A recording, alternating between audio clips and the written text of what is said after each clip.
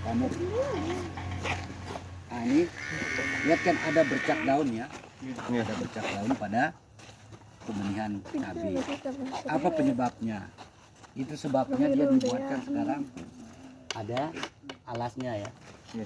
Karena tadi ini sempat dia geletak sehingga terjadi apa namanya kelembaban udara, belum tanahnya lembab sehingga muncullah jamur. Nah inilah dia akibatnya. Ya, karena bersumber dari ini. Nah ini penanganannya dengan fungisida, tetapi harus dari awal, dari awal. Termasuk pada saat pencampuran tanahnya juga perlu diperhatikan. Jadi inilah apa namanya benih yang lokal ini. Dari mana sumbernya ini pertama? Kuning. Karena didekatkan dengan terong. Ini terong. Ya sebenarnya tidak boleh, harus pisah dia. Pisah sehingga lebih cepat mengena. Ah, coba kita lihat yang di sini. Kita lihat. Dan ini dia tidak merata. Ini bagus nih pertumbuhannya. Semestinya dipisah mana yang umur 1 bulan, mana yang umur 2 minggu, mana yang umur seminggu. Nah dia rancu, ada yang tempatnya di sana sini sehingga tidak merata. Tapi ini kebetulan dalam GH-nya sudah bagus. Ini kurang pencahayaan dia, tidak pernah dibersihkan ini. Ya. Sehingga inilah yang menyebabkan terjadi apa daun menguning, bercak daun, sehingga munculnya jamur lebih-lebih di musim hujan. Ini kamu perhatikan, jangan kamu Pak Guru tidak suka. Nanti itu, nanti ada kita session foto bersama. Kamu perhatikan ini ilmu. Nah, jadi yang paling pertama diperhatikan adalah ini kebersihan ini sudah bagus. Nah, beda kan yang di luar, coba lihat. Ini kebersihan lingkungannya, coba lihat. Nah, kelihatan pertumbuhan itu terus. Sekalipun dia bertetangga dengan terong, tapi dia bersih. Tapi aturannya sebenarnya tidak kurang tepat begitu. Karena kalau sudah muncul daun kuning seperti ini, nanti dia akan menjala. Dari mana bisa kita lihat? Nah ini aja sudah kelihatan. Sudah kelihatan. Kena ada mata kodok dia. Itu dijuluki mata kodok. Kayak semacam dia coklat. Nah ini sudah kelihatan. Sudah mengena. Mana lagi? Nah, ini sudah diberikan fungisida dia. Nah, penggunaan fungisida yang tepat maka akan apa namanya sangat membantu pertumbuhan daripada benih itu sendiri. Nah, jadi ini pembenihan penangkar benih terbesar mungkin di Lombok Tengah ini ya, daerah Batu Keliang Utara. Ini nama anunya Hamzan Seedling. Ini letaknya di Desa Lantan ya, Desa Lantan, Dusun Lantan Duren ya. Ya, Dusun Lantan Duren, Desa Lantan. Jadi ini sudah terkenal dia, sudah apa namanya di seluruh Lombok sudah terkenal dia Hamzan ini. Jadi kualitas benihnya sudah dapat dipercaya. Kalau tempat tadi itu agak karena dia masih belajar kayaknya kita lihat. Nah, coba lihat ini ada yang baru tumbuh. Ya. Kali ini kan pakai karung dia. Ya. Jadi banyak karyawannya dia. Masih di sini juga nyambung lagi. Nyambung apa?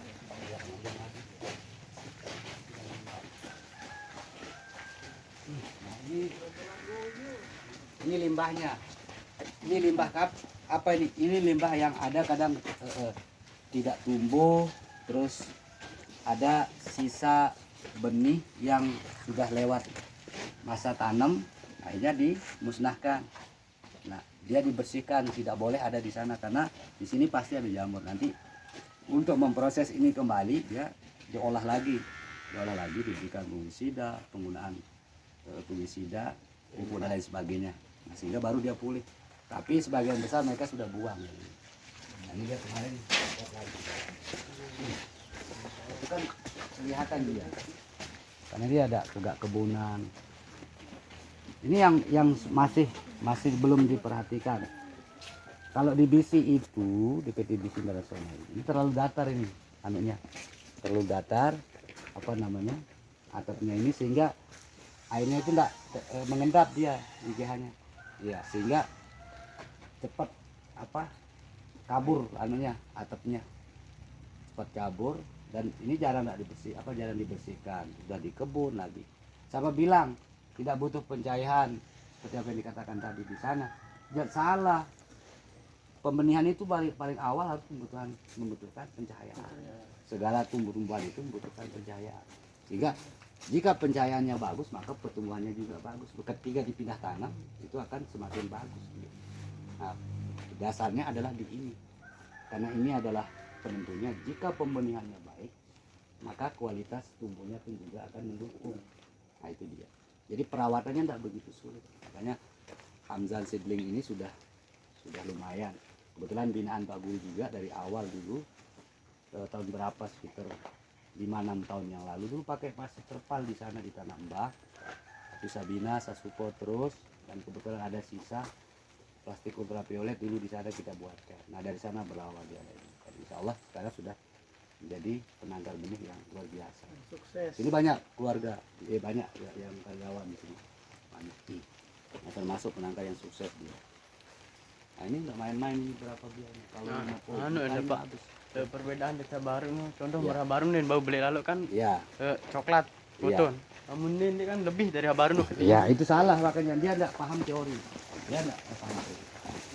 Bukan permasalahan. Ini sengaja Pak. Ini lebih tinggi Ya. daripada yang tadi itu kan. Apa penyebabnya sehingga tadi itu katanya ketika kita tanya tadi apa penyebabnya coklat pucuknya, saya bilang oh ini karena sudah terlalu tua habis masa tanamnya. Bukan, itu sumbernya adalah jamur, kelembaban tanah, terus itu tempatnya tidak bersih, tidak terurus, dia lepas begitu saja gitu. Semestinya ya kalau sudah berumur, sudah besar gitu, pindah. Ada namanya penangkar, istilahnya ada counternya. Nah, makanya counternya di Tanah Mbah. Nanti yang mau dibawa, kalau tidak cukup di sana baru lewat sini. Kalau cukup di sana dia. Ada yang beli tiap hari. Nanti kita ke sana. Ini udah tinggi, besar ini. lebih tinggi daripada yang Ya, ini sudah 1,5 bulan ini. Tapi masih bisa untuk ditanam, tetapi nanti pertumbuhannya tidak begitu maksimal. Standar umur itu benih cabai itu maksimal itu 30 hari baru bisa pindah tanam. Ya. Karena masa pengembangan vegetatif namanya kan, harus segera. Paling bagus itu 25 hari pindah tanam itu baru mantap pertumbuhan. Ini juga pembakaran. Ya, ada mungkin di sana tempat pengolahan ya kan.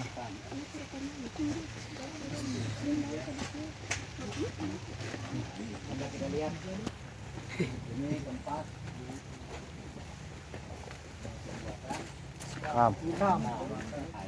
pembakar. Itu seroncongnya untuk dibakar. Ini dibuatkan gunung di sini, nanti baru ditaruhkan di tengah. Yang ini ditancap di sini, lalu dilepaskan bara api di dalam. Nah, nanti kenapa dibolong-bolongin? Nanti dia akan keluar panasnya itu, sehingga pelan-pelan dia akan membakar. Nah, inilah salah satu teori yang kita pakai dulu, yang kami dapat dari misi, kita tularkan kepada Hamzan Seedling ini, dan sekarang ini hasilnya.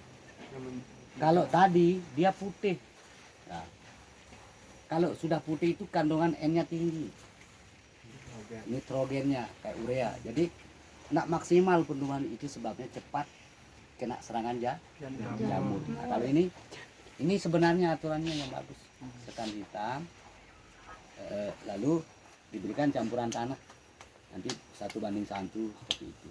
Nah, baru dia maksimal. Apa fungsinya? Ini dia bisa mengikat air untuk pertumbuhan bulu akar itu pada penangkar benih. Dan pada saat pindah tanam juga nanti dia membantu, dia tidak memadat. Nah, sehingga di sini juga sudah tersimpan ada N, ada kalium juga ada di sini, ada kandungan semacam KCl dan sebagainya. Nah, jadi ini perlu diperhatikan kaitannya dengan barangkali nanti kalian bisa untuk menjadi penangkar benih. Campuran tanahnya kan tadi sudah bisa sama, memang di sana itu juga begitu. Cuman tadi penguasaan lahannya itu memang agak baru-baru sih dia, baru. Karena tidak ada yang memimpin kayaknya dulu itu ya, baru-baru kemarin. Kalau ini Bapak tetap kontrol dia ketika ada kejadian luar biasa KLB namanya terhadap pertumbuhan benihnya. Bapak selalu ditelepon, Paman, kenapa ini cabai ini benihnya begini-gini, daunnya begini. Saya datang lagi, saya sudah pikir, saya datang ke sini, kamu lihat ini, apa saya bilang, ini nih, lihat kebersihannya, langsung dia gini dengan kepala, kamu bersihkan segera, suruh karyawanmu, besok pagi saya harus lihat bersih, kamu lihat pertumbuhannya besok, 3 hari ke depan, buang yang sudah rusak itu tidak apa-apa, atau disampingkan, nanti hantam pakai fungisida dengan dosis yang tinggi, maka dia pulih. Memang agak lamban dikit, tapi nggak apa-apa, selamat, itu kan modal. Nah, sehingga sekarang coba lihat sudah bersih lingkungannya, kita senang membina. Apa anda dapat apa-apa? Karena itu bagian keluar kita senang melihat. Paling tidak ketika ada anak-anak PKL bisa kita ajak ke sini. Jadi bagi ilmunya. Cuman anaknya ini tidak pernah ketemu kita di sini, karena dia sibuk. Kadang ngantar inilah, ngantar benih ke sana lah. Kayak tadi itu di Gawah tanam pisang katanya, dan mungkin ada kebun mungkin di sana, tempat dia nyewa atau dia beli kita nggak tahu. Nah, itu artinya dia mengembangkan juga bisnisnya. Tapi kalau saya lebih fokus kepada ini yang luar biasa. Ini produksinya sehari kalau nganter itu di atas 10.000, di atas 10.000. Kalau didapat keuntungan dalam satu benih itu anggaplah nggak usah banyak, 50 rupiah. Kalau 10.000 diantar ke petani sehari sudah nggak usah banyak-banyak, kali 50 rupiah berapa? 5 kali 10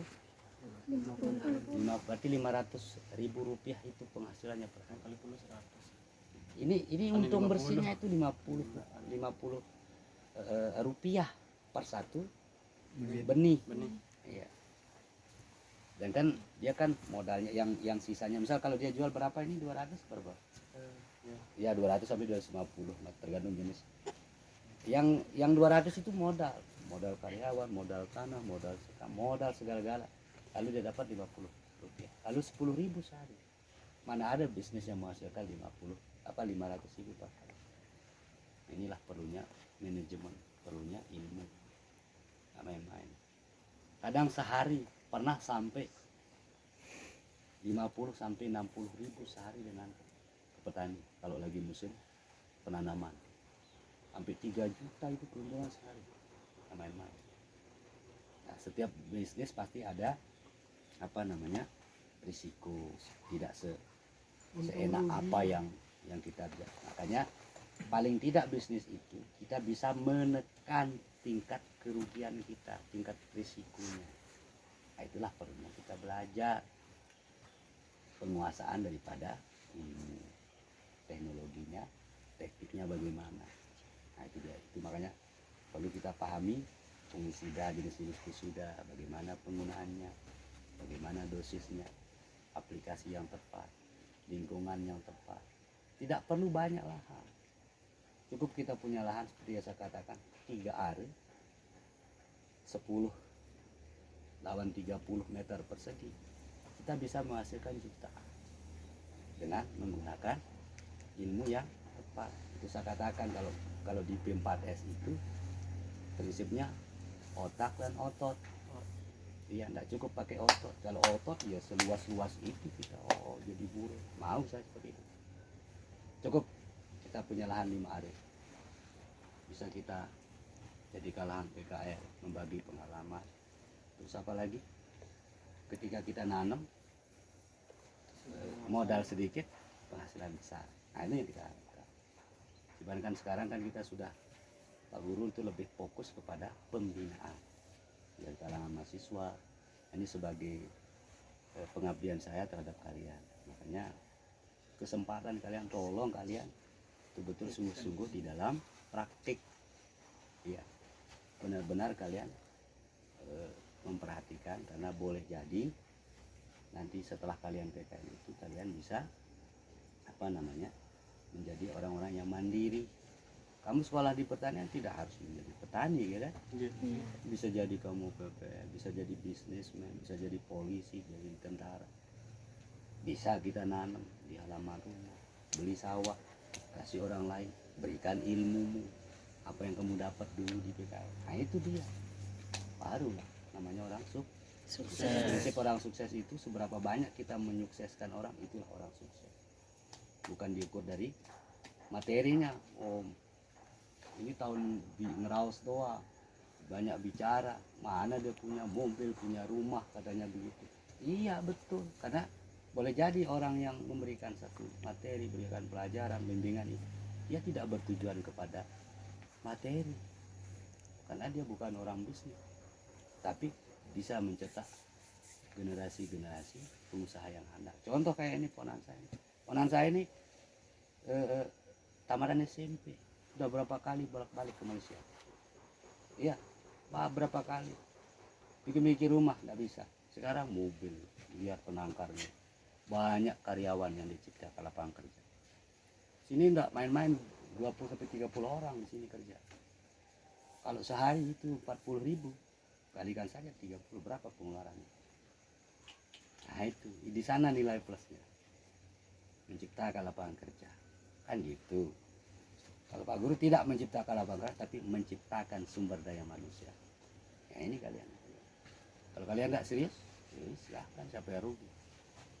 Kalau saya tetap tercatat, insya Allah sebagai amalia saya oleh Tuhan Yang Maha Esa, karena saya ikhlas, karena swadaya, murni, gak ada yang gaji ya. Oke, udah sampai sini, nanti kita foto bersama-sama.